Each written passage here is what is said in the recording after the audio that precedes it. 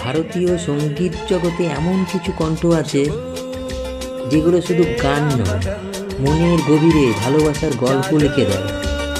আজ আমরা কথা বলবো সেই কণ্ঠের মানুষটির কথা, যার গান মানেই প্রেম, আবেগ আর স্মৃতি।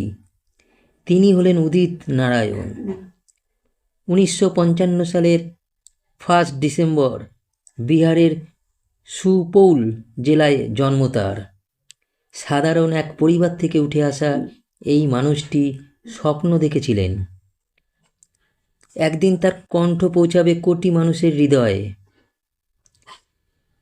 সঙ্গীতের প্রতি ভালোবাসা তাকে নিয়ে যায় নেপালে। সেখানে রেডিও নেপালে গায়ক হিসাবে কাজ শুরু। আর ঠিক সেখান থেকেই তার কণ্ঠের জাদু ধীরে ধীরে ছড়িয়ে পড়ে। এরপর বলিউড 1980 ও 90-এর দশকে উদিত নারায়ণের কণ্ঠ ছাড়া হিন্দি সিনেমার প্রেম কল্পনাই করা যেত না। পাপা कहते हैं, पहला नेशा, कुछ कुछ होता है, মিতোয়া, তেরে নাম, প্রতিটি গান ছিল যেন ভালোবাসার এক একটি অধ্যায়। শাহরুখ খান, আমির খান, সালমান খান এই তিন সুপারস্টারের প্রেমের কণ্ঠ হয়ে ওঠেন তিনি।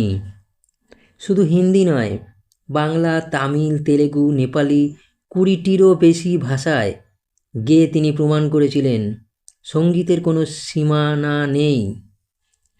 4টি ফিল্মফেয়ার অ্যাওয়ার্ড, পদ্মশ্রী ও পদ্মভূষণ সম্মান এসেছে অনেক, কিন্তু আজও তার কণ্ঠে আছে সেই একই সরলতা। উদিত নারায়ণ শুধু একজন গায়ক নন, তিনি আমাদের জীবনের অসংখ্য প্রেমের মুহূর্তের নীরব সঙ্গী। যতদিন ভালোবাসা থাকবে, যতদিন গান থাকবে, ততদিন বেঁচে থাকবে উদিত নারায়ণের কণ্ঠ।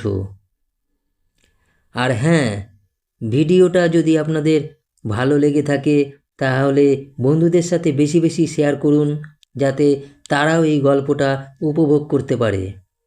দেখার জন্য অসংখ্য ধন্যবাদ। আবার দেখা হবে পরের ভিডিওতে।